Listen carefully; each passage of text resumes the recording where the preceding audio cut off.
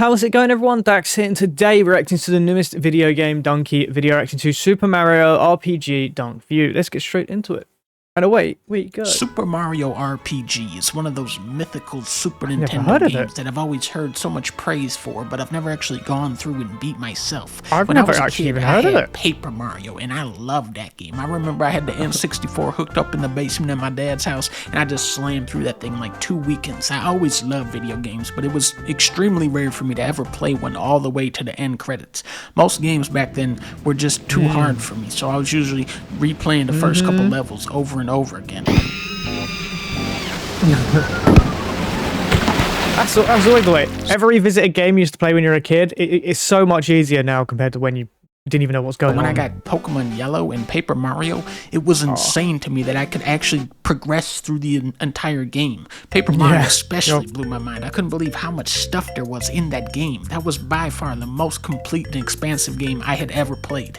Playing Super Mario RPG all these years later, I am impressed at how much stuff they were able to fit into a game that is only half as long. The thing about RPGs, especially one from this generation, is that they demand an absurd level of commitment to see them through to the end, which is why when I beat one that I don't like, it seems like the worst game ever made. Even with ones I do like, I'm just daunted at how long they are. I still haven't beat Persona 5.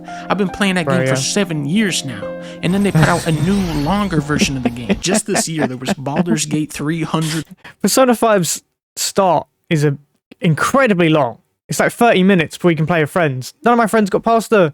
I had one friend that had Persona 5 that couldn't even get past the goddamn tutorial-based bit. And it's like, oh, God.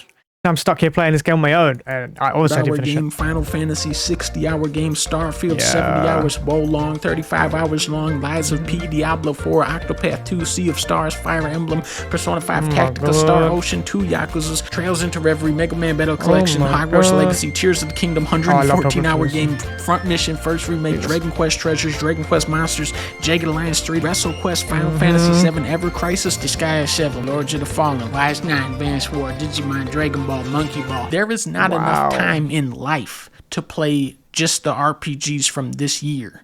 You know what's crazy though? He named all of those, reeled them off, all the hours that they produce, and there still feels like there's no games to play. There's millions of games to play, but it's not the game we want, and that's the sad part about gaming, is there's too much choice nowadays. You kind of just have to pick one and hope that you pick the right one for the next 5 years. I beat this game in 12 hours, which is insane for an RPG. They were rolling the end credits on this before you even get to the good part of Starfield. Because it's such a short game, the pacing is just bam, bam, bam, just a constant barrage of new characters, new songs, new enemies, new boss fights. They could have easily padded this out to be twice as long, but nope. Even though many of the songs are much shorter, this game has just as many tracks as Final Fantasy VI.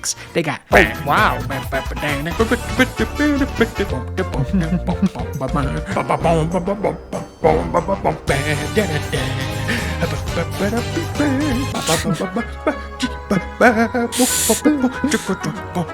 There's a lot of peculiarities that come with being the first and only Mario RPG developed by Square. There are a ton of new faces and bizarre characters you would never expect to see in a Mario game. Gino and Mallow are great companion characters, but even beyond them, characters like Boshi. How come we never see Boshi in Mario Party? Big Yoshi, he comes from this game, but I couldn't actually find him. That was devastating. Booster is great. I can't believe we never saw him again. Karabaskus, man, come on, Nintendo. Why can I not select Karabaskus in Mario Golf? What are you people doing over there? Chain Kong, it's like, okay, obviously they can't bring him back after what he's done, but what about those other guys? There was Dodo, there was Frogguard, there was Hippopo, the Jawfuls, there was a guy called Johnny the Shark who always had to say everything like a shark. There's a guy called Knife Guy. You fight a booby lady with a bird on her head and a giant sword. Then there's Turbo Trooper. I love this guy because he looks like my baby. The turn-based combat is excellent. Like his baby? I really enjoyed how much trickier it is to get the timing and attacks and blocks down in this one than Paper Mario. You're encountering new enemies faster, attacks and defense require more precise timing, and every weapon you equip has its own attack timing. It makes combat feel more alive, like the timing is just a bonus thing instead of something you consistently rely on. And I like how you don't have to waste turns to swap out dead party members. It's nice to have a team that backs you up when you need them instead of languishing in the limbo realm. And look at this. I love this. Always annoying with Pokemon with that when you I just did like doing 30 multi-battles and you minutes switch out a Pokemon, they attack you when you switched out the Pokemon. I hate battling that. in 5 seconds of It's part gameplay. of the tactics, I Give me suppose. the XP. The visuals are phenomenal. I mean, look at this. Are you looking at that? Are you looking at what I'm looking at? Come on now. And they throw in some nice cutscenes. The original has such a distinct style, and somehow they've held on to the soul of that look while modernizing it a lot. In terms of storytelling, what do you want me to say? I mean, obviously, you don't get as invested in the world and characters as you would in a huge game like Dragon Quest or Yakuza. It's a super low stakes goof fest that doesn't talk your ear off. The most interesting stuff is centered around Square's characters and not Nintendo's, because they probably wouldn't let them. Although this game did invent Bowser's personality. Not all the Super Nintendo jankiness has been ironed out of this remake, but I think they did a great job overall, so my wish is that this studio would do Earthbound next. Am I right or am I right? Earthbound that looks like this? Come on now. You got it. I don't think I've ever heard Dunkey say a bad thing about Mario. Do it. Ever. They won't. But if Square is remaking Live Alive, then Chrono Trigger is inevitable at this point. Awesome.